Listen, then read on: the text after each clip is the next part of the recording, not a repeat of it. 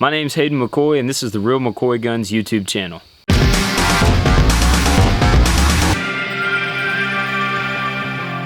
What we're out here to do tonight is compare the Surefire XC1 to the all-new Inforce APL-C. The new Inforce APL-C is pretty new, so we're going to try to compare it to something that's already been out and already been on the market for a while.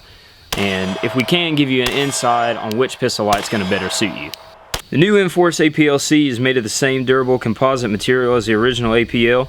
With 200 powerful lumens from a single CR123 battery, it's been scaled down to fit flush with the muzzle of a Glock 19, and although it's intended for use with the Glock 19, it fits well on a variety of compact pistols with a similar barrel length. The activation paddles are ambidextrous and have just a little give before activating the light to prevent accidental discharge. It has both constant and momentary function, including a lockout feature for storage, and has a runtime of 1.5 hours. MSRP starts around $115 and is covered by Inforce's manufacturing defect warranty.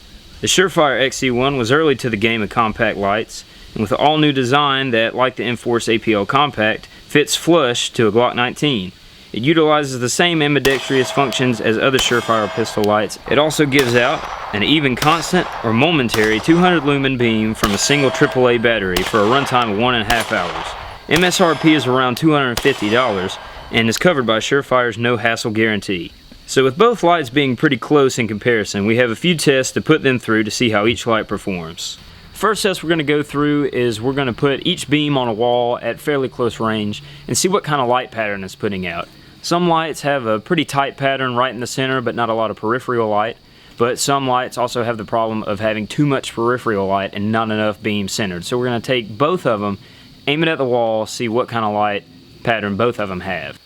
So with the Inforce APL-C, I'm seeing a lot of peripheral light along with a pretty focused beam in the center. So this is going to give you a good focus beam for your primary target and then a good peripheral light for any other target that might be in the area. So with the Surefire XC1, you're going to have a pretty good bit of flood for peripheral light, but not a very good focus beam for longer range. So the next test is we're going to shoot it in complete darkness, see what kind of beam we can get on each target, and see how much peripheral light there is on other targets.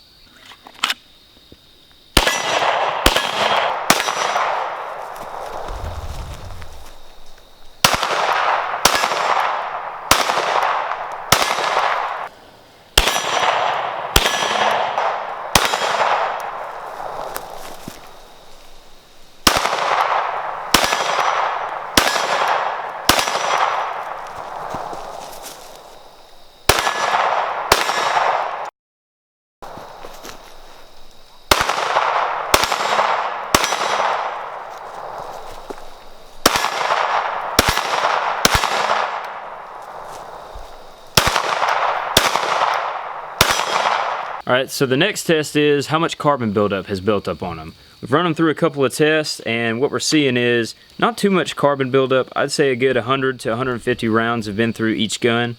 A lot of times you have problems with pistol lights catching a lot of carbon and getting to where they're almost black, and it blots out a lot of your light and makes it really hard to see afterwards.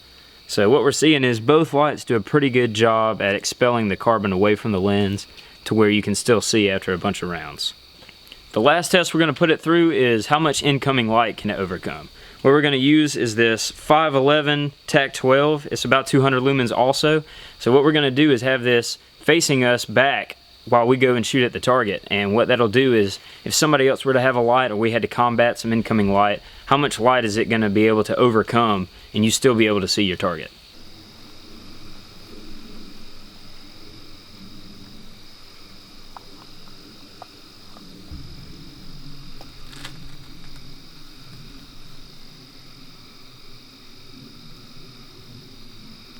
Alright, so that's it. We're done with the test, and from what I'm seeing, the APL-C is a little bit better just because of the beam and the pattern.